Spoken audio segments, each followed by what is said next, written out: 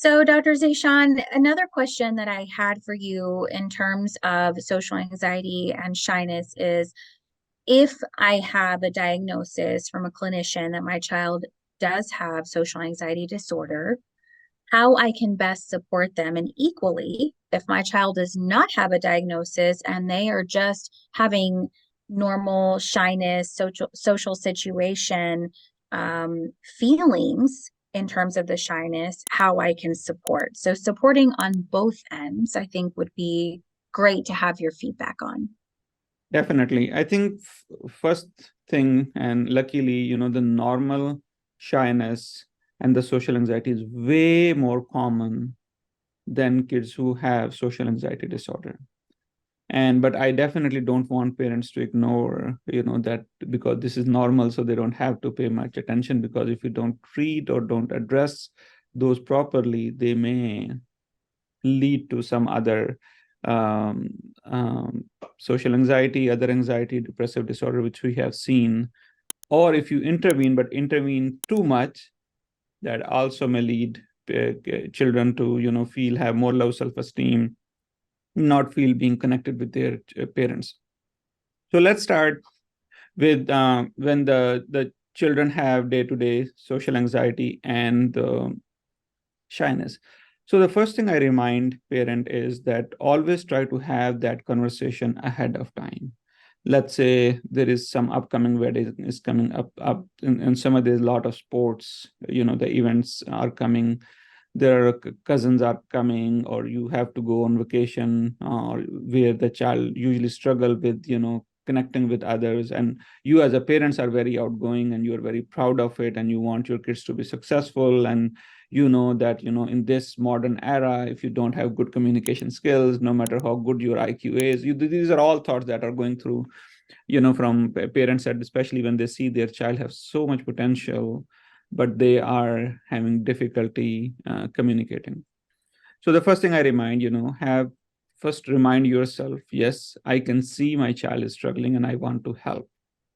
But the only way I can help, if I don't let my own the anger, or my own this anxiety, oh my goodness, this child is going to end up being a homeless or not being successful because of this the anxiety. So not let those worries and fears interfere you when you start having that conversation. So remind yourself, so that when you start to have that conversation, you will be more calm, and you will be more open to listen what they are going through.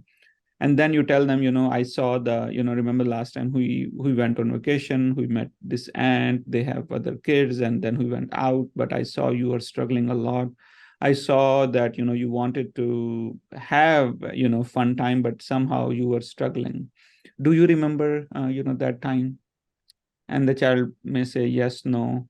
And then I say, whatever the response, you can say, but we are going to do, we may have some people that we may not know, we may go in a situation where you have to do things that were uncomfortable for you. What can we do to help, and what can we to make sure we all have fun time.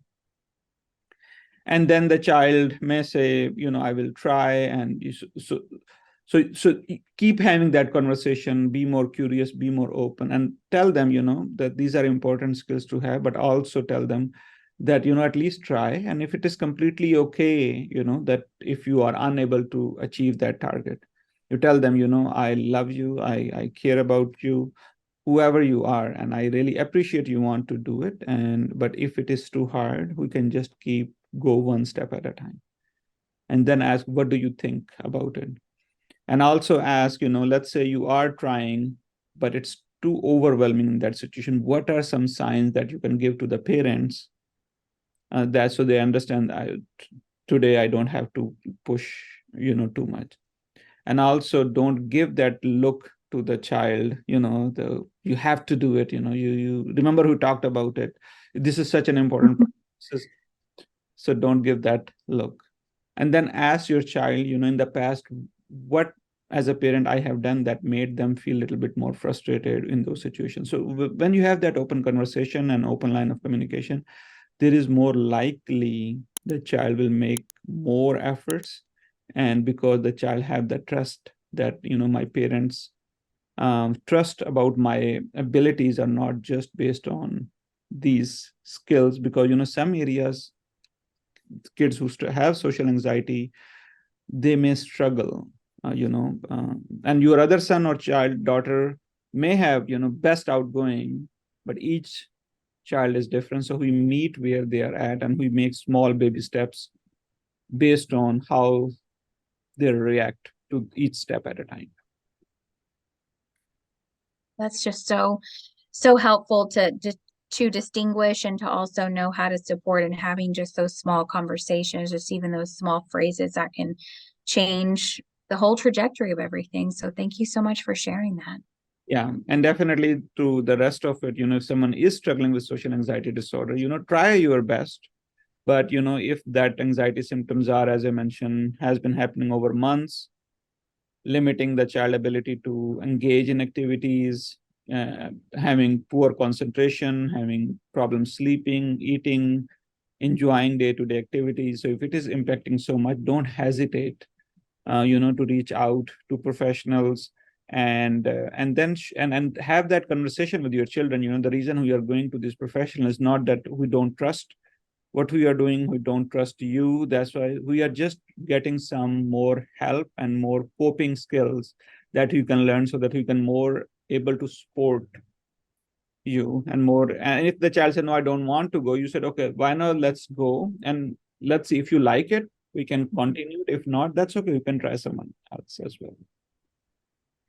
Yeah, that's so supportive. I know that if I put myself in the shoes of hearing that, even as an adult, the pressure is off and you just reminding me that we can just go try it one time. And if we need something or need to go somewhere else, that that's okay too. So I don't carry that with me and think, oh gosh, this isn't good. So thank you for that reminder as well. Thank you for having me again.